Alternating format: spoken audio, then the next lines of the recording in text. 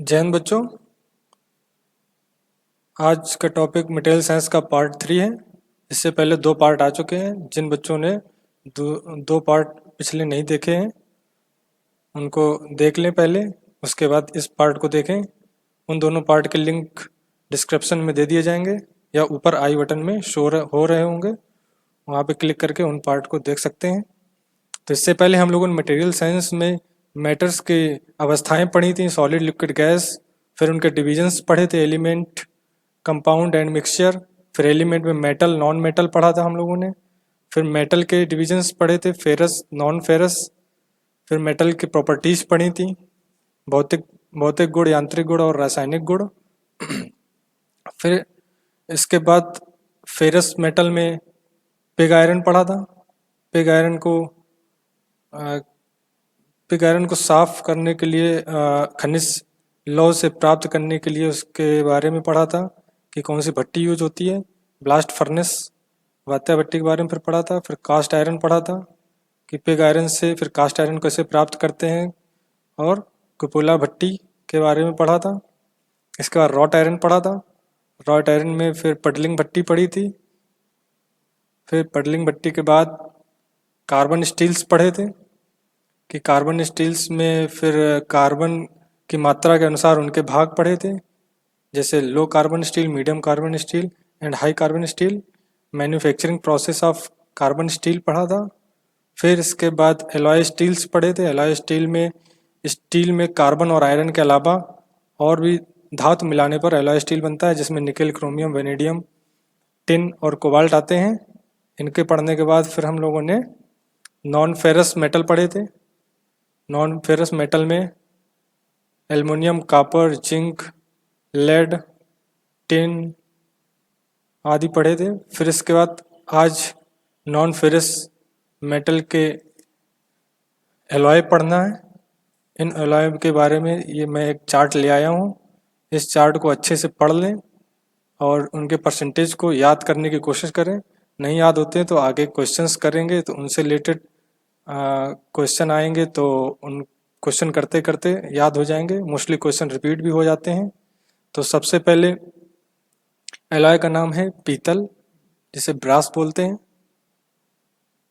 इसमें सबसे पहले आता है रेड ब्रास। रेड ब्रास में क्या होता है, जस्ता 15% मिलाते हैं, तांबा 85% मिलाते हैं। इसके बाद रेड ब्रास प्राप्त होता है। इसका गुण क्या होता है, कठोर होता है, धातवर्ध होता है, तन्य होता है, जंग प्रतिरोधक होता है और आसानी से ढाला जा सकने वाला होता है। तो ये कठोर, हार्डनेस, धातवर्धता जिसको मैलिएबिलिटी बोलते हैं, तन्यता जिसको डक्टाइलिटी बोलते हैं, ये सब हम लोग यांत्रिक गुण में पढ़ चुके हैं। आप पिछली वीडियो को देख सकते हैं।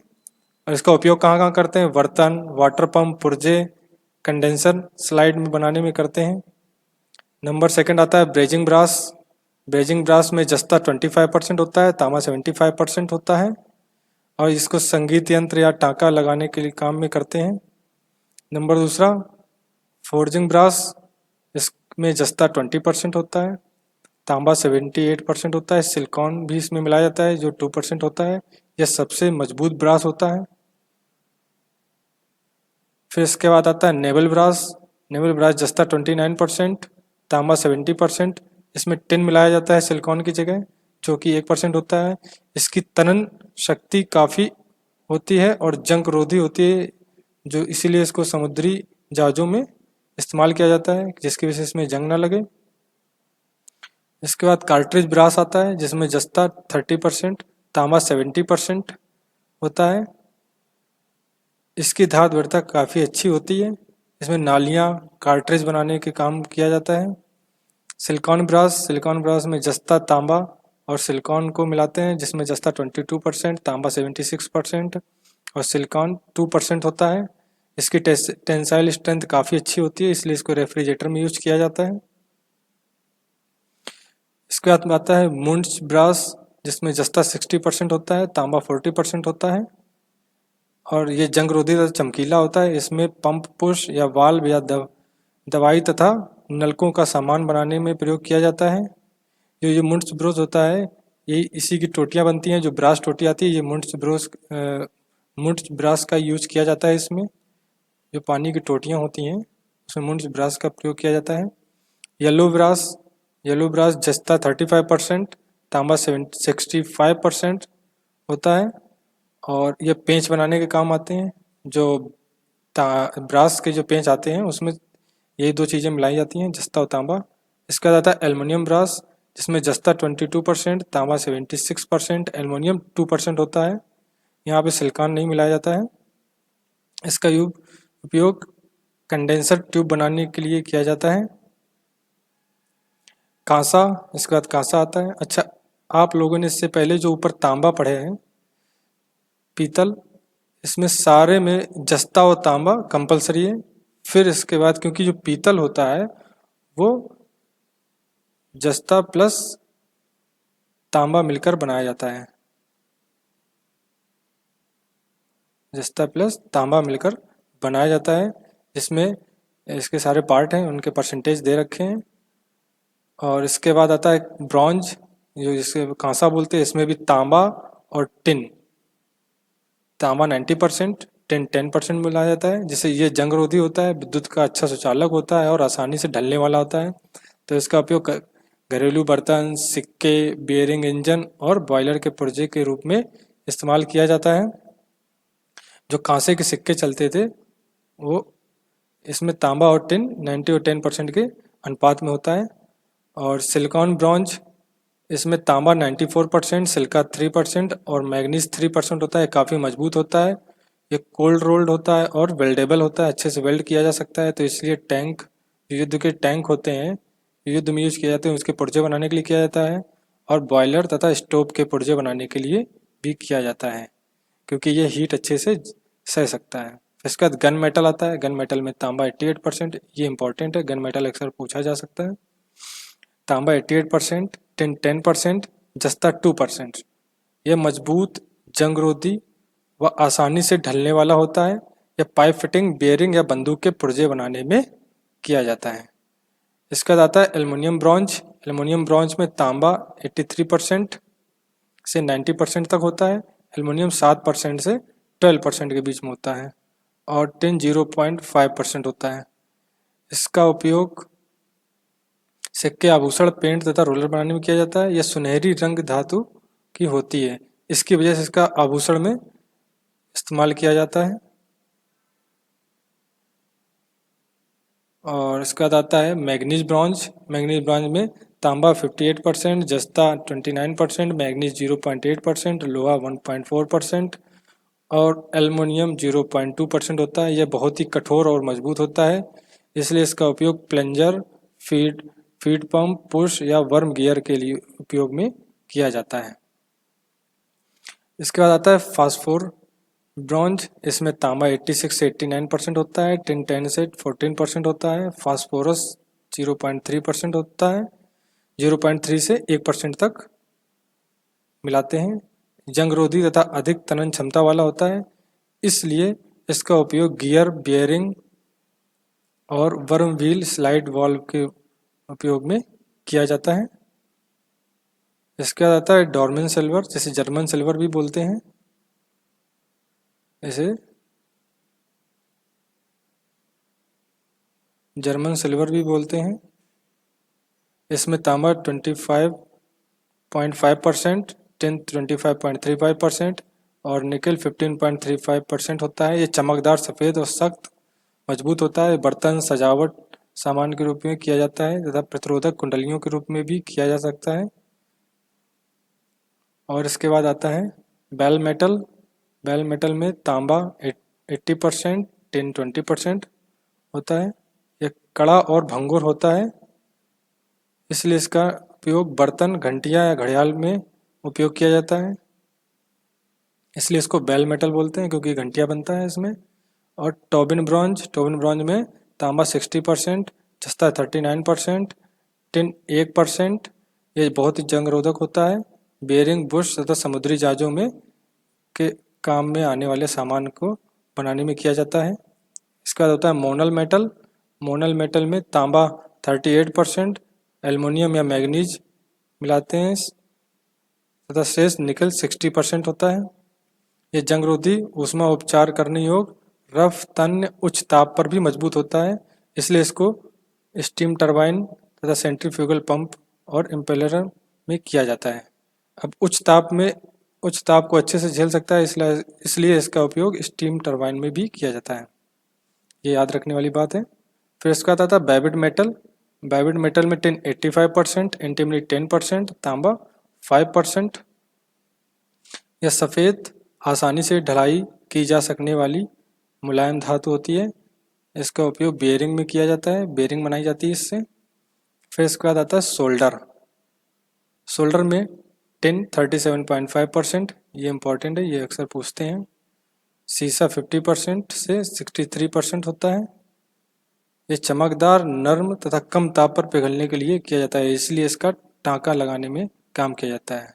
सोल्डरिंग का काम सोल्डर धातु का ही होता है। फिर इसके बाद आता है टाइप मेटल। टाइप मेटल में सीसा 60%, एंटीमनी 30%, टिन 10%। यह कम गलने तथा ठंडा होने पर फैलने वाला होता है, इसलिए इसके छापे खाने के अक्षर बनाने के काम में किया जाता है, इसलिए इसको टाइप मेटल कहते हैं, क्योंकि ये टाइपिंग में काम आता है। इसके बाद आता है ड्यूरेल्यूमिन। ड्यूरेल्यूमिन में होता है एल्युमिनियम, तांबा। एल्युमिनियम 95%, तांबा 4.5%, मैग्नीज 0.5% और मैग्नीशियम 0.5% होता है। यह हल्की धातु होती है, शक्तिशाली तथा जंगरोधक होती है। इसका उपयोग वायुयान में किया जाता है, क्योंकि यह हल्की होती है। वाई एलाई नहीं, ये वाई एलॉय है। इसका उपयोग तांबा, निकेल, मैग्नीशियम तथा शेष एल्युमिनियम 80% मिलाते हैं। 3.5% से 4.5% तांबा होता है। निकेल होता है 1.8% से 2.3%। मैग्नीशियम होता है 1 से 1.7% तथा बाकी बचा एल्युमिनियम मिलाते हैं। इसका सीट स्ट्रिप में उपलब्ध अधिक ताप पर भी मजबूत होता है ये, इसलिए इसका उपयोग इंजन के पिस्टन बनाने में किया जाता है, क्योंकि पिस्टन में घर्षण होता है और हीट उत्पन्न होती है, तो उसको झेलने के लिए वाई एलॉय का इस्तेमाल करते हैं। इसके बाद होता है नाइक्रोम। नाइक्रोम में नाम से समझ में आ रहा होगा, एन आई से नाइक्रोम बना है, क्रोमियम से क्रो बना है, तो नाइक्रोम 80% में निकेल होता है, 20% क्रोमियम होता है। यह विद्युत का सुचालक होता है, लेकिन इसका प्रतिरोध बहुत ज़्यादा होता है। तो प्रतिरोध ज़्यादा होने की वजह से क्या होता है, इसको प्रेस हीटर आदि में हीटिंग एलिमेंट में किया जाता है। प्रतिरोध ज़्यादा होने से ये हीट उत्पन्न करता है, ऊष्मा उत्पन्न करता है, इसलिए इसका उपयोग हीटर में भी किया जाता है। ये एलॉय है। इसमें परसेंटेज अगर ना भी याद हो तो प्रैक्टिस करेंगे क्वेश्चन के, तो जो क्वेश्चन में आएंगे वो मोस्टली आते रहते हैं, उनको याद कर लीजिएगा। प्रैक्टिस करने से ये सारे याद हो जाएंगे। इसके बाद डिफरेंस पढ़ते हैं। Difference ferrous and non ferrous metal में आपको पता ही होगा। फेरस इसलिए क्यों बोलते हैं, क्योंकि इसमें आयरन मिला होता है, और नॉन फेरस में आयरन नहीं होता है। तो पहले डिफरेंस यही है। लौह तत्व होते हैं, इसमें लौह तत्व नहीं होते हैं। इसमें जंग लगता है क्योंकि लोहा होता है, इसमें जंग नहीं लगता है, ये अलौह होते हैं। चुंबकीय शक्ति होती है, इसमें चुंबकीय शक्ति नहीं होती है। ये प्राय ठंडी अवस्था में भंगुर होते हैं और ये गर्म अवस्था में भंगुर होते हैं। ये कम सिकुड़ते हैं, ये अधिक सिकुड़ते हैं। अब कम सिकुड़ने का कारण ये है कि ये अच्छे चालक, ये सुचालक तो होते हैं परंतु अच्छे नहीं होते हैं, इस वजह से ये कम सिकुड़ते हैं। और ये चालक अच्छे होते हैं, इनकी चालकता अच्छी होती है, इस वजह से हीट पाकर ये जल्दी सिकुड़ते फैलते हैं। ये विद्युत के चालक नहीं होते हैं, ये विद्युत के अच्छे चालक होते हैं। काले व स्लेटी रंग के होते हैं, ये कई रंगों में पाए जाते हैं। अब जैसे अलौह कई रंग में पाए जाते हैं, क्योंकि उसमें सिल्वर हो गया, सिल्वर सफ़ेद हो गया, और गोल्डन थोड़ा येलोइश कलर में होता है, तो ये कई कलरों में पाए जाते हैं। और जो आयरन होता है वो काले या स्लेटी रंग में पाए जाते हैं। अपेक्षाकृत ये भारी होते हैं, इसलिए इसका बहुत ज़्यादा यूज किया जाता है। ज़्यादातर मशीनों बनाने में सब लोहे का, कास्ट आयरन का ही यूज होता है, और ये काफ़ी हल्के होते हैं, इस वजह से इन सब का यूज एलॉय और आभूषण बनाने में किया जाता है। ये आसानी से प्राप्त किए जा सकते हैं, और प्राप्त के लिए अधिक प्रयत्न करना पड़ता है, इसलिए ये महंगे भी होते हैं, क्योंकि इसमें प्राप्त करने के लिए बहुत सारे प्रोसेस को फॉलो करना पड़ता है, इस वजह से ये महंगे होते हैं। अधिक ताप पर पिघलते हैं, ये कम ताप पर पिघल जाते हैं क्योंकि ये लचीले होते हैं। ऊष्मा उपचार किया जा सकता है, इसमें ऊष्मा उपचार नहीं किया जा सकता है, क्योंकि अगर हीट ट्रीटमेंट करेंगे तो ये कम ताप पर भी पिघल जाते हैं, तो हीट ट्रीटमेंट इसलिए नहीं हो पाएगा, तुरंत द्रव में बदल जाएगा। इसकी गलनीयता बहुत ज़्यादा होती है, मतलब जल्दी गल जाता है। ये सस्ते होते हैं और ये तुलनात्मक महंगे होते हैं, क्योंकि इसमें बता चुके हैं, क्योंकि ज़्यादा प्रोसेस से प्राप्त किया जाता है। फिर इसके बाद नेक्स्ट टॉपिक आता है इंसुलेशन, जिसको बोलते हैं कुचालक। तो इंसुलेशन में हम लोगों को थोड़ा ही पढ़ना है, ज़्यादा नहीं है, बस एक दो क्वेश्चन आते हैं, ज़्यादातर नहीं आते हैं। कुचालक तो जानते ही होंगे, वे पदार्थ जिसमें विद्युत धारा प्रवाहित नहीं हो सकती है, इसलिए उसे कुचालक कहते हैं। ये टॉपिक आपका फेरस नॉन फेरस मेटल से बिल्कुल हटके है, क्योंकि ये कुचालक जो होता है वो मेटल से हटके होता है। मेटल के अलावा जो और भी तत्व पाए जाते हैं वो सारे कुचालक होते हैं। इसका प्रयोग इंडस्ट्री में सावधानी व बचाव कार्य के लिए किया जाता है, जैसे कागज, चीनी, मिट्टी, एस्बेस्टॉस, बैकलाइट आदि, ये सारे कुचालक धातु होती हैं। जैसे कुचालक के प्रकार में कागज, ये साधारण कागज के रूप में ये अच्छे कुचालक होते हैं का काम करता है। इसका प्रयोग निम्न वोल्टेज पर किया जाता है। इसका प्रयोग तेल के साथ वाइंडिंग या मोम के साथ कंडेंसरों में भी किया जाता है।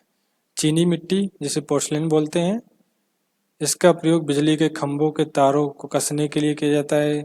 इसका मौसम पर कोई प्रभाव नहीं पड़ता, यह कृत्रिम उत्पाद है, यह किसी प्रकार में ढाला जाता है। जो आपने लाइट के खंभे देखे होंगे, उसमें जहाँ तार बांधे जाते हैं वहाँ पे एक ऐसा स्ट्रक्चर बना होता है गोल गोल, जिसमें यहाँ पर वायर बांधा जाता है। ये पोर्सलिन या चीनी मिट्टी का बना हुआ होता है, जो कि कुचालक होता है। एस्बेस्टॉस, यह भूरे सफ़ेद या चितकबरे रंग का खनिज पदार्थ होता है। इसका क्षार अम्लों पर कोई प्रभाव नहीं पड़ता है। यह अग्निरोधी, विद्युत ताप तथा ध्वनि का भी कुचालक होता है। विद्युत उपकरणों तथा स्टीम पाइप में इसका प्रयोग किया जाता है। तो जो मोस्टली जो पाइप होते हैं वो एस्बेस्टॉस पाइप होते हैं, और इनका उपयोग स्टीम के या गर्म जगह पर इस्तेमाल किया जाता है, क्योंकि ये अग्निरोधी और विद्युत ताप और ध्वनि के भी कुचालक होते हैं। अभ्रक माइका, यह सरलता से पतली परतों में तोड़ा जा सकने वाला चमकीला पदार्थ होता है। यह नमी को गुजरने से रोकता है। इसका प्रयोग विद्युत उपकरणों जैसे प्रेस आदि में किया जाता है। यह नमी रोधी होता है। इसके बाद आता है बिटुमेन, यह प्रकृति में झीलों या घाटियों में पाया जाता है। इसका प्रयोग पेट्रोलियम के साथ वार्निश बनाने के लिए किया जाता है। इसका इस प्रकार तैयार वार्निश का प्रयोग अंडरग्राउंड केबलों के जॉइंट बॉक्स को भरने के लिए किया जाता है। जो अंडरग्राउंड केबलें होती हैं वहाँ पर एक बॉक्स बना होता है, उस बॉक्स में इसका इस्तेमाल किया जाता है। बेकेलाइट, यह वजन में हल्का होता है तथा विद्युत का अच्छा कुचालक पदार्थ है, इसलिए इसे आसानी से किसी भी रूप में मोल्ड किया जा सकता है। इससे छोटी फिटिंग जैसे स्विच होल्डर इत्यादि बनाने के लिए भी किया जाता है। ज़्यादातर स्विचेज आजकल बेकेलाइट के ही बन के आ रही हैं। एम्पायर क्लॉथ, यह एक कुचालक पदार्थ है जिसे कागज व सूती कपड़े पर वार्निश का लेप करके तैयार किया जाता है। इसका प्रयोग विद्युत तारों के बीच इंसुलेट करने के लिए किया जाता है, जैसे मोटर में वाइंडिंग के लिए किया जाता है। तो आपने मोटर या पंखे की वाइंडिंग में देखा होगा, जो बीच में कपड़ा लगा होता है उसको एम्पायर क्लॉथ भी ही बोलते हैं। ये कुचालक होता है जिससे बीच में करंट ना लगे। इसका लेजराइट पेपर इसका प्रयोग कुंडलियों तथा स्लॉटों में कुचालक के रूप में किया जाता है।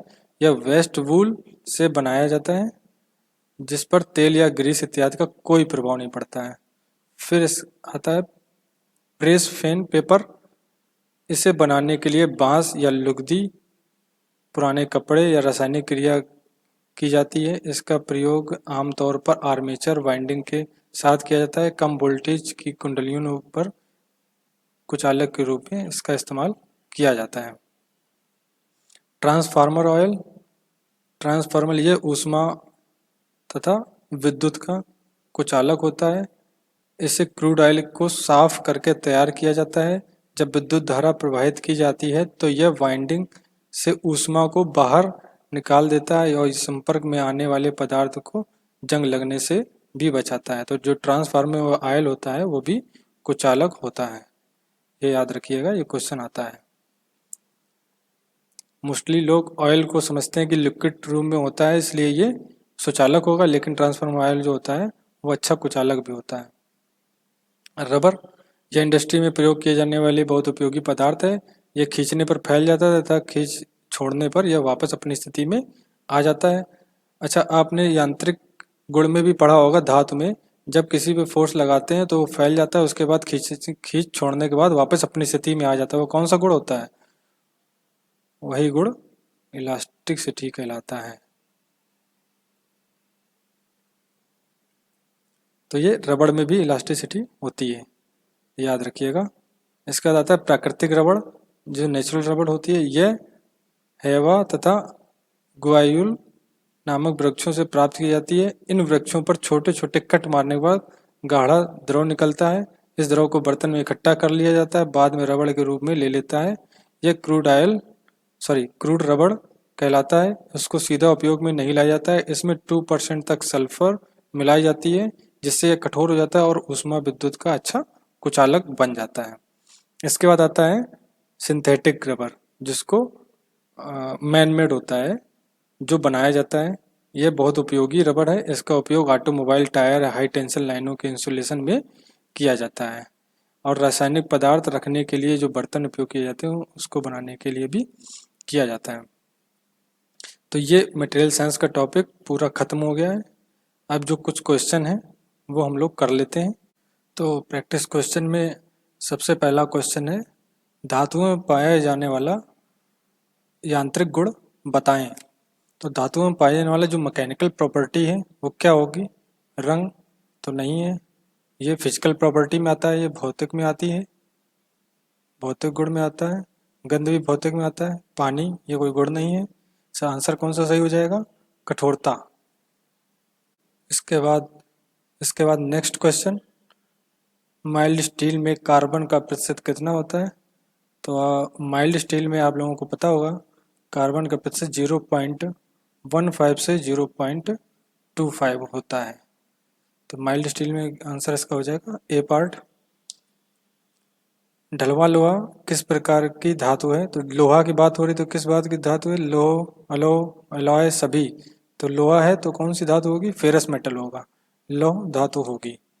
इसके बाद क्वेश्चन है, तांबा विद्युत का कुचालक है, सुचालक है, उदासीन है, उपरोक्त सभी। तो तांबा सबसे अच्छा सुचालक है, आंसर बी सही हो जाएगा। स्प्रिंग किस धातु के बनाए जाते हैं? तो माइल्ड स्टील हो गया, कास्ट आयरन हो गया, निकल क्रोमियम स्टील हो गया, या हाई कार्बन स्टील हो गया। तो इसमें आंसर होगा हाई कार्बन स्टील होगा। माइल्ड स्टील का बना नहीं सकते हैं, कास्ट आयरन का तो भंगुर होता है, टूट सकता है, और निकल क्रोमियम स्टील का उपयोग स्प्रिंग बनाने में नहीं किया जाता है। Mild steel, high carbon steel और एक होती है स्प्रिंग स्टील, आप लोगों ने पढ़ा होगा। स्प्रिंग स्टील का उपयोग स्प्रिंग बनाने में किया जाता है। इसमें 0.3% से 0.4% कार्बन होता है और 8% क्रोमियम होता है, 7% मैग्नीज पाया जाता है, तथा सिलिकॉन को भी 2% तक मिलाते हैं। एक ये स्प्रिंग स्टील, अगर ये ऑप्शन होता तो इस ऑप्शन को भी हम लोग टिक कर देते, नहीं तो हाई कार्बन स्टील सही आंसर रहेगा। और इसके बाद नेक्स्ट क्वेश्चन है, तार निर्माण में प्रयोग किए जाने वाली धातु में कौन सा गुण होना चाहिए? तो तन्यता होता है, जिसको इंग्लिश में डक्टिलिटी भी बोलते हैं। इसलिए हमने आपसे कहा था कि इंग्लिश और हिंदी दोनों के वर्ड याद रखने पड़ेंगे। इंग्लिश के याद रख लीजिए तो ज़्यादा सही रहेगा। मेलिबिलिटी, ये धातु वर्धनता होती है, इसमें चद्दर बनाने का गुण होता है। इसके बाद प्लास्टिसिटी, जिसमें फोर्स लगाने के बाद वो अपनी आकृति में वापस नहीं आ पाए तो प्लास्टिसिटी होती है, और इलास्टिसिटी अगर फोर्स लगाने के बाद अगर फोर्स हटाते हैं तो वह वस्तु अपनी पुनः स्वयं आकृति में आ जाती है, तो उसे इलास्टिसिटी कहते हैं। अस्थायी चुंबक बनाने में कौन सी धातु का प्रयोग किया जाता है? तो क्वेश्चन गलत पूछ रहा है, अस्थायी चुंबक की बात कर रहा है, लेकिन क्वेश्चन होता है स्थायी चुंबक की। अस्थायी चुंबक के लिए कोई धातु नहीं होती है। अब कोई ऑप्शन में देख लेते हैं, अलौ, रबड़, लकड़ी, लौ। तो इसमें तो क्वेश्चन ही गलत पूछा गया है। तो अगर अस्थायी चुंबक अस्थायी चुंबक बोला जाए, अगर इस ऑप्शन में अगर हमको आंसर लगाना हो तो जाहिर सी बात है लोहा होगा ही, तभी तो उसको स्थायी और अस्थायी बनाएंगे। लेकिन अस्थायी चुंबक बनाने के लिए हम लोग किसका इस्तेमाल करते हैं? निकेल का इस्तेमाल करते हैं और क्रोमियम का इस्तेमाल करते हैं। और अगर परमानेंट स्थायी चुंबकत्व की बात करता है, परमानेंट मैग्नेट की बात करता है, तो कोबाल्ट को मिलाते हैं, तो कोबाल्ट स्टील का इस्तेमाल करते हैं। या ये इसके बाद नेक्स्ट क्वेश्चन है, निम्न में से अलव धातु चुनिए। तो अलव धातु स्टील, इसमें आयरन होता है तो ये लौ हो जाएगी। एल्युमिनियम, इसमें आयरन नहीं होता है। ढलवा लोहा आयरन होता है, पिटवा लोहा आयरन होता है, तो आंसर क्या हो जाएगा? एल्युमिनियम, जिसमें लोहा नहीं होता है, तो ये अलव धातु हो जाएगी। नेक्स्ट क्वेश्चन, तांबा कौन सी धातु है? तांबा लौ, एलॉय या अलव? तो तांबा अलव हो जाएगी, क्योंकि तांबा में और भी कुछ नहीं पाया जाता है, नहीं तो एलॉय लगाना पड़ता। इसलिए तांबा कौन सी धातु है? अलव धातु है। पीतल किसका मिश्रण है? पीतल तांबा और जिंक का मिश्रण होता है, इसलिए ऑप्शन पहला सही है, क्योंकि हम लोग पढ़ चुके हैं अभी। मैग्नीज किस प्रकार की धातु है? मैग्नीज लौह भी नहीं है, ये समान, ये ऑप्शन ही गलत है। टिन, ये भी गलत है, तो अलव धातु मैग्नीज होती है। इसके बाद क्वेश्चन आसान आसान है, बस एक बार सारी वीडियो पढ़ लीजिएगा, उसके बाद क्वेश्चन लगाइएगा तो आसानी से हो जाएगा। तांबे का गलनांक क्या है? तांबे का वैसे गलनांक होता है 1083 डिग्री सेंटीग्रेड या 1080 डिग्री सेंटीग्रेड होता है, तो इसमें 1080 के आसपास 1083 दे रखा है तांबे का गलनांक। नेक्स्ट क्वेश्चन, पिटवा लोहे में तन्यता एवं कठोरता के अतिरिक्त अन्य यांत्रिक गुण कौन से होते हैं?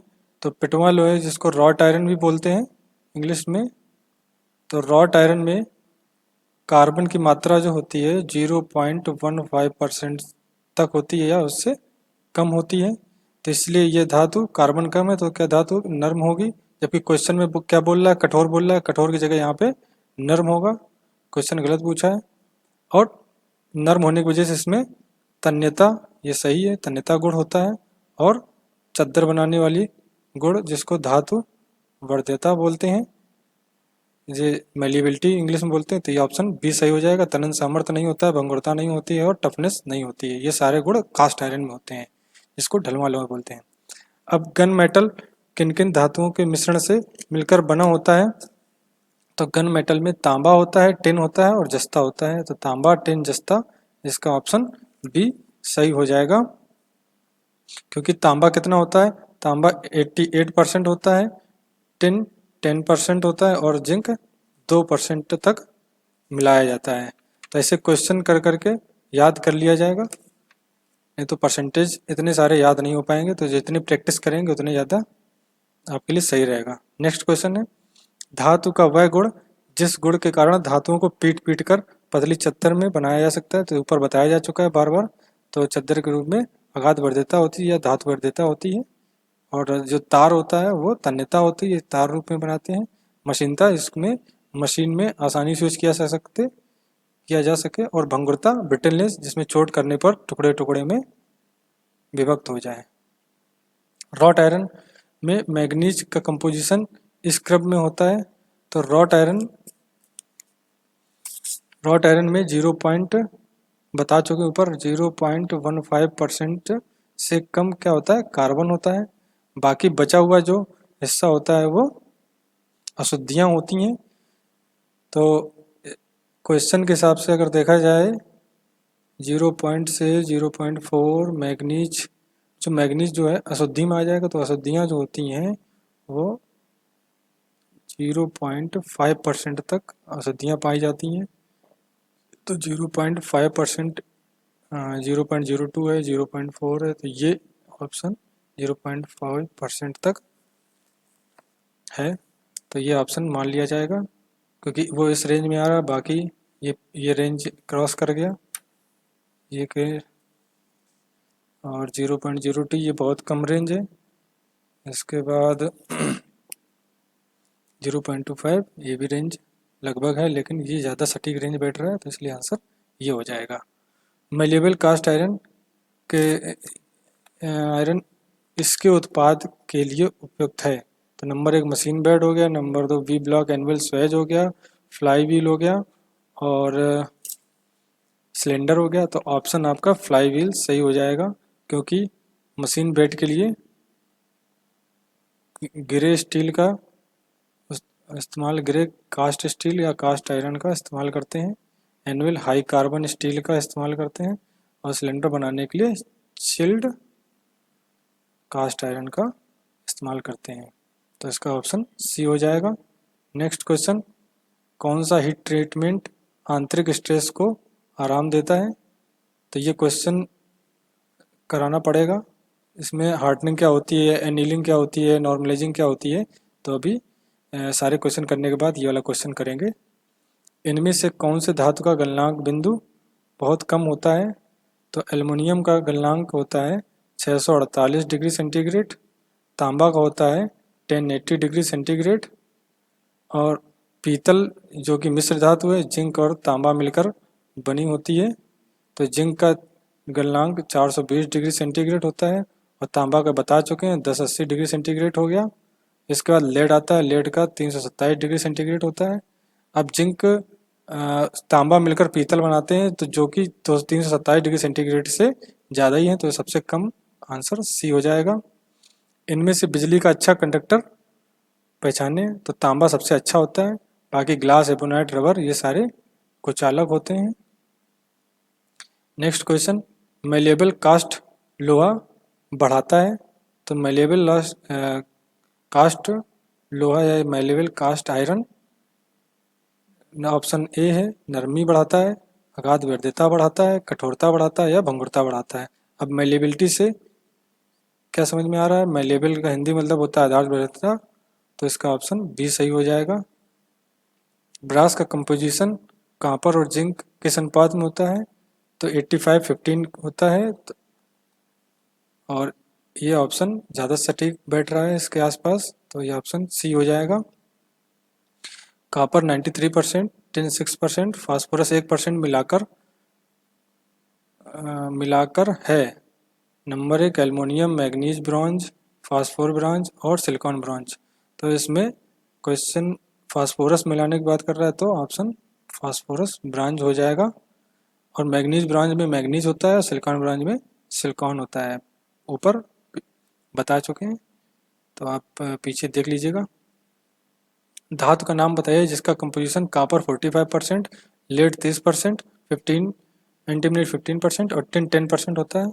तो लेड ब्रॉन्ज नहीं होता है,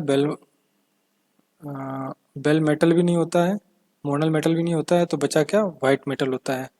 बेल मेटल में पीछे बता चुके हैं, आप देख लीजिएगा, ये दे रखा है। बेल मेटल में तांबा और टिन अकेला होता है। मोनल मेटल में तांबा, एल्युमिनियम, मैग्नीज और निकेल होता है। जबकि वाइट मेटल में एंटीमनी भी मिलाया जाता है, तो एंटीमनी से याद रखिएगा कि वाइट मेटल का निर्माण किया जा रहा है। इसका नेक्स्ट क्वेश्चन है, रबर में यह विशेषता नहीं होती है? तो रबर में कौन कौन सी विशेषता नहीं होती है? ऑप्शन में देख लेते हैं, इलास्टिसिटी, आघात वर्धता, भंगुरता और शॉक प्रतिरोधक। तो इलास्टिसिटी होती है, ये बता चुका हूँ, और इसको बढ़ाकर इसको चद्दर रूप में भी बना सकते हैं, आघात वैधता भी कर सकते हैं, ये गुण भी होता है। तो शॉक प्रतिरोध, शॉक को एब्जॉर्ब भी कर सकती है, झटके भी सहन कर सकती है, लेकिन भंगुरता नहीं होती है, तो ऑप्शन सी हो जाएगा। उच्च कार्बन स्टील में कार्बन की सीमा क्या होती है? तो उच्च कार्बन स्टील में कार्बन की सीमा 0.7 से 1.5 होती है, मतलब 0.7 से 1.5% तक कार्बन होता है। अब इस रेंज में ये नहीं आएगा क्योंकि 0.5 आ रहा है, 1.6 ये क्रॉस कर गया, ये भी नहीं आएगा। अब 1.4 से 1.1 से 1.4 या 1.2 से 1.4, तो ये रेंज ज़्यादा लंबा है, तो ये ऑप्शन डी सही हो जाएगा, और ये इस रेंज के अंदर भी आ रहा है। अब इस क्वेश्चन में दो ऑप्शन वैसे सही हैं, सी व डी, लेकिन डी ज़्यादा सटीक है क्योंकि ये डी वाला जो रेंज है वो 0.7 से 1.5 के बीच में आ रहा है। हालांकि सी वाला भी आ रहा है, लेकिन डी ज़्यादा बड़ा रेंज है, इसलिए ऑप्शन डी सही होगा। स्पेशल कार्बन स्टील पर जंग बचाने के लिए इस तत्व को मिलाते हैं। तो इसमें जंग से बचाने के लिए किस तत्व को मिलाते हैं? सबसे पहला ऑप्शन है कांसा, पीतल, तांबा और जस्ता। तो इसका आंसर पीतल हो जाएगा क्योंकि ये जंगरोधी होता है। ये खुद एक मिश्रित धातु है। कौन कौन सी मिश्रित धातु होती है इसमें? जिंक और तांबा। नेक्स्ट क्वेश्चन, स्टील जिसमें टंगस्टन और क्रोमियम मिलाए जाते हैं वह कहलाता है। अब जिसमें टंगस्टन और क्रोमियम मिलाए जाते हैं उसे मिश्र धातु बोलते हैं, क्योंकि पहला ऑप्शन ही मिश्र धातु दे रखा है। बाकी ये स्टील है, निम्न कार्बन स्टील है और मध्यम कार्बन स्टील है। तो ये निम्न, उच्च और मध्यम कार्बन स्टील, इसमें सिर्फ कार्बन की ही मात्रा जो होती है वही वेरी करती है, वही बदलती रहती है।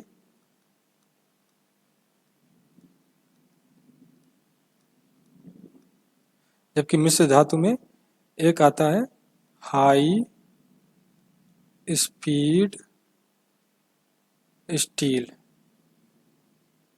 इसमें टंगस्टन और क्रोमियम को मिलाते हैं। नेक्स्ट क्वेश्चन, इनमें से कौन सी विशेषता कॉपर धातु में लागू होती है? नर्म मैलेबल, मैलेबल डक्टाइल, नर्म और डक्टाइल, प्रकृति में भंगुर। तो क्वेश्चन गलत पूछा गया, इसमें ये पूछना जाना चाहिए कौन सी धातु में लागू नहीं होती है, क्योंकि मैलेबल डक्टाइल होता ही है, नर्म भी डक्टाइल होता है, नर्म और मैलेबल भी होता है। तो आंसर ये है, ये नहीं होता है। तो क्वेश्चन अगर पूछा जाए तो सी पार्ट इसका आंसर हो जाएगा। नेक्स्ट क्वेश्चन, स्टील को क्षय से बचाने के लिए उसके ऊपर लगाया जाने वाला कलई सामान्यतः निम्न धातु का होता है। तो कलई याद रखना, टिन का इस्तेमाल किया जाता है इसमें। नेक्स्ट क्वेश्चन, कौन सा अलौह धातु विमान उद्योग में व्यापक रूप से इस्तेमाल किया जाता है? तो नंबर एक ऑप्शन है तांबा, कांसा, एल्युमिनियम, टिन। तो ऑप्शन आपका एल्युमिनियम सही हो जाएगा। ये पानी वाले जहाज और वायुयान दोनों में इस्तेमाल किया जाता है। इससे पहले हम आपको एलॉय में पढ़ा चुके हैं। एक होता है एलॉय ड्यूरेलिनियम, ड्यूरेलिमिन। इसमें एल्युमिनियम जो होता है वो 95% होता है और तांबा 4.5%, मैग्नीज 0.5% और मैग्नीशियम 0.5% होता है। ये बहुत ही हल्की धातु होती है, इसलिए इसका इस्तेमाल वायुयान में किया जाता है। नेक्स्ट क्वेश्चन, निम्न में से किस धातु का गलनांक बिंदु सबसे उच्चतम होता है? एक पहला ऑप्शन स्टेनलेस स्टील, दूसरा टंगस्टन, सोना और एंटीमनी। तो इसमें ऑप्शन टंगस्टन सही हो जाएगा, क्योंकि टंगस्टन जो होता है हम लोग बल्ब में इस्तेमाल करते हैं और इसका गलनांक बहुत ही ज़्यादा होता है, लगभग 3000 फ़ारेनहाइट या 1650 डिग्री सेंटीग्रेड तक होता है। 1650 डिग्री सेंटीग्रेड या 3000 डिग्री फ़ारेनहाइट तक होता है। नेक्स्ट क्वेश्चन, लोहे का नाम बताइए जो लोहे की मिश्र धातु कार्बन सिलिकॉन का मिश्रण है। तो नंबर एक ऑप्शन में है wrought iron, steel, pig iron और कास्ट आयरन। तो इसका आंसर हो जाएगा जिसमें कार्बन और सिलिकॉन का मिश्रण होता है। तो कार्बन रॉट आयरन में भी होता है और कास्ट आयरन में भी होता है। कास्ट आयरन में ज़्यादा होता है, ये 1.5% से ज़्यादा होता है, और इसमें रॉट आयरन में 0.5% से कम होता है। और स्टील में कार्बन और सिलिकॉन दोनों मिलाया जाता है। ऑप्शन बी आपका सही हो जाएगा। इसके बाद नेक्स्ट क्वेश्चन है, ग्रे कास्ट लोहा का प्रयोग अक्सर किस उपकरण के लिए किया जाता है? तो ग्रे कास्ट लोहा जो होता है कंपन को रोकने के लिए किया जा सकता है, ये हम लोग पढ़ चुके हैं और इसकी मशीनेबिलिटी भी अच्छी होती है। लेकिन क्वेश्चन पूछा गया है कि अक्सर क्या इसका उपयोग किस रूप में किया जाता है? तो कंपन कम करने के लिए इसका अक्सर उपयोग किया जाता है। नेक्स्ट क्वेश्चन है, एक धातु का गुण जिसके कारण धातु एक निश्चित ताप पर गर्म करने के बाद एक तरल में बदल जाता है तो कहलाता है। तो पहला है ऑप्शन आघातवर्धनीयता, दूसरा लचीलापन, तीसरा चालकता, प्रत्यास्थता। तो आघातवर्धनीयता क्या होती है? ये चद्दर के रूप में बदलने वाले गुण को बोलते हैं। लचीलापन जिसको इलास्टिसिटी या प्रत्यास्थता, ये दोनों एक ही चीज़ है। फोर्स लगाने के बाद अगर हटाते हैं तो वह पुनः आकृति में बदल जाती है। और चालकता जिसको कंडक्टिविटी बोलते हैं, जिसमें धारा प्रवाहित हो सकती है। तो क्वेश्चन के हिसाब से कोई भी आंसर इसमें सही नहीं है। आंसर इसका अगर दिया होता ऑप्शन में फ्यूजिबिलिटी तो आंसर सही होता है, जिसको गलनीयता बोलते हैं। ये कौन से गुण में आता है? ये अपने भौतिक गुण में आता है। नेक्स्ट क्वेश्चन, चरम तनन स्ट्रेस क्या होता है? जिसको इंग्लिश में अल्टीमेट टेंसाइल स्ट्रेस बोलते हैं। तो चरम तनन स्ट्रेस काफी कठिन हिंदी है। खिंचाई का वह बिंदु जिस पर एक धातु टूटता है। नंबर बी, वह बिंदु जिस पर धातु प्रत्यास्थता को प्राप्त करता है। नंबर 3, वह तापमान जिस पर धातु तरल में बदल जाता है। इनमें से कोई नहीं। तो नंबर 1 सही है, क्योंकि इसके बाद अगर हम फोर्स लगाएंगे, या टेंसाइल मतलब तनन फोर्स होता है, खिंचाव फोर्स होता है, अगर उसको इससे ज़्यादा लगाएंगे तो ये टूटने का मतलब टूटने ही वाला होता है। और नंबर बी जो होता है वह बिंदु जिस पर धातु प्रत्यास्थता को प्राप्त करता है, तो इसको क्या बोलते हैं? ये पॉइंट इलास्टिसिटी पॉइंट होता है। नंबर सी, वह तापमान जिस पर धातु तरल में बदल जाता है, ऊपर बता चुके हैं, इसको फ्यूजिबिलिटी बोलते हैं। नेक्स्ट क्वेश्चन, निम्न वह गुण है जिसमें एक धातु को बिना गर्म किए शीटों में फोर्ज किया जा सकता है। नंबर पहला ऑप्शन भंगुरता, नंबर दूसरा आघातवर्धनीयता, नंबर तीसरा लचीलापन, नंबर चौथा तनन।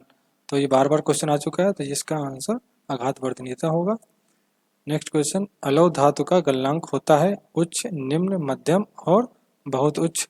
तो अलौह धातु की बात हो रही है तो इसका गलनांक निम्न होता है। ये पीछे डिफरेंस में देख चुके हैं, क्योंकि लौह धातु जो होता है उसका गलनांक ज़्यादा होता है। ठीक है, ये सारे क्वेश्चन हो गए हैं। अब एक क्वेश्चन छूट रहा है जो हमने अभी छोड़ा है। ये क्वेश्चन है, कौन सा हीट ट्रीटमेंट आंतरिक स्ट्रेस को आराम देने के लिए किया जाता है? Number 1 hardening, number 2 tempering, number 3 annealing और नंबर 4 नॉर्मलाइजिंग। तो पहले ये चारों टर्म जान लेते हैं आखिर होते क्या है। तो सबसे पहले आता है हार्डनिंग। ये सारा इंग्लिश में दे रखा है, तो हम आपको हिंदी में कन्वर्ट करके बताएंगे। Hardening is a process by which something becomes harder और इज मेड हार्डर। मतलब ये वह प्रोसेस है जिसमें हम किसी चीज़ को हार्डर बनाते हैं या अपने आप हार्डर बनता है। ये किस लिए यूज किया जाता है? Improvement of the mechanical properties as well as increase in the level of hardness, producing a tougher and more durable item. ये इसलिए इस्तेमाल किया जाता है कि क्योंकि ये मैकेनिकल प्रॉपर्टीज में चेंजमेंट लाता है और इंक्रीज द हार्डनेस को बढ़ाता है और टफनेस को बढ़ाता है और आइटम को ड्यूरेबल यानी ज़्यादा देर तक टिकने वाला बनाता है। तो इसमें कहीं भी नहीं आया है कि इंटरनल आंतरिक स्ट्रेस को आराम करने के लिए या आराम देने के लिए क्वेश्चन है। नंबर दूसरा टेम्परिंग भी मेटलर्जी में यूज होता है। Metallurgy process improving the characteristics of metal especially steel by heating it to high temperature through below the melting point then cooling it। मतलब इतने टेम्परेचर पर इसको गर्म करते हैं मेल्टिंग पॉइंट से थोड़ा नीचे रहे और फिर इसको बाद में ठंडा करते हैं हवा में छोड़ के। और this process has effect the toughening by listening brittleness. इसमें क्या होता है कि ये टफनेस बढ़ाता है और ब्रिटलनेस को कम करता है। नेक्स्ट, नॉर्मलाइजिंग क्या होती है? नॉर्मलाइजिंग भी एक हीट ट्रीटमेंट प्रोसेस है that is use to make metal ductile और टफ। मेटल को डक्टिलिटी और टफनेस बढ़ाने के लिए किया जाता है। और it has been subjected to thermal mechanical hardening process. ये हार्डनिंग प्रोसेस जैसा ही है। Normalising involves heating a material to elevated temperature and then allowing it to cool back to room temperature by exposing it to room temperature air after it is heated. जिसमें क्या सम्मिलित है? इसमें material को high temperature पर गर्म करते हैं और फिर उसको ठंडा करते हैं रूम टेम्परेचर पर खुला छोड़कर। रूम टेम्परेचर पर खुला छोड़ देते हैं और इसको ठंडा करते हैं। This heating and slow cooling alters the microstructure of metal, which in turn reduces its hardness and increase its ductility। ये हीटिंग और जो स्लो कूलिंग प्रोसेस हो रहा है ये माइक्रोस्ट्रक्चर में चेंजमेंट लाता है। क्या चेंजमेंट लाता है? कि हार्डनेस कम होती है और डक्टिलिटी बढ़ती है। तो डक्टिलिटी यहाँ पे बढ़ रही है, हार्डनेस कम हो रही है। तो जितने हीट प्रोसेस अभी ऊपर देखे हैं सब में डक्टिलिटी और टफनेस को बढ़ाया जा रहा है। ठीक है। नेक्स्ट पॉइंट अनीलिंग आता है।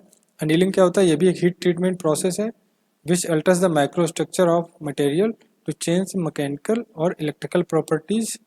ये भी हीट ट्रीटमेंट प्रोसेस है जो माइक्रो स्ट्रक्चर मटेरियल के चेंज करता है और मैकेनिकल और इलेक्ट्रिकल प्रॉपर्टीज को इम्प्रूव करता है। Typically in steels annealing is used reduce the hardness. ये भी हार्डनेस को रिड्यूस करता है और डक्टिलिटी को बढ़ाता है and help eliminate internal stresses.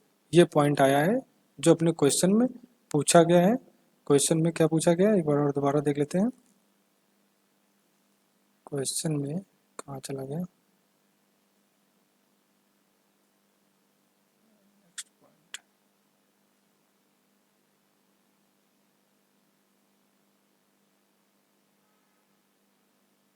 ये है क्वेश्चन है कौन सा हीट ट्रीटमेंट आंतरिक स्ट्रेस को आराम देने के लिए किया जाता है? तो अपना आंसर हो जाएगा अनीलिंग।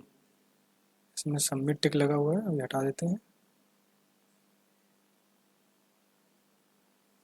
इसका आंसर हो जाएगा अनीलिंग। ये हीट ट्रीटमेंट है जो आंतरिक स्ट्रेस को रिलीज करता है या आराम देता है। तो ये सारे क्वेश्चन हो गए हैं। और भी क्वेश्चन जो हैं आपके बुक से या कहीं से मिले उनको करिएगा। जहाँ पे नहीं आएगा कमेंट में हमको बताइएगा, उनको सॉल्व कराने की कोशिश की जाएगी। और जिन्होंने इससे पहले के सारे वीडियो नहीं देखे हैं ज़रूर देखें। आज के लिए बस इतना ही। आपका टॉपिक सारा खत्म हो गया है। धन्यवाद।